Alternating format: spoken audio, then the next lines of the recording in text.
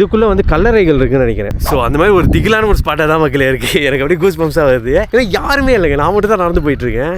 பயங்கரமாக இருக்குது ஆக்சுவலாக. இதுக்கு பின்னாடி வந்து எக்கச்சக்க ஹிஸ்ட்ரி இருக்குது மக்களே. ஏன்னா 1818 வரைக்கும் இது வந்து டச்சு கையில் தான் இருந்திருக்கு. ஸோ 1818 இங்கிலீஷ்காரனுக்கும் டச்சுக்காரனுக்கும் ஒரு போர் வந்திருக்கு போல. அந்த போரில் தான் இது ஃபுல்லாக சேதமாயிருக்கும். ஸோ பிரிட்டிஷ்காரன் அப்போ வந்து அடிச்சு நாக் அவுட் பண்ணியிருக்கான். ஸோ பீச் சைட்லேருந்து.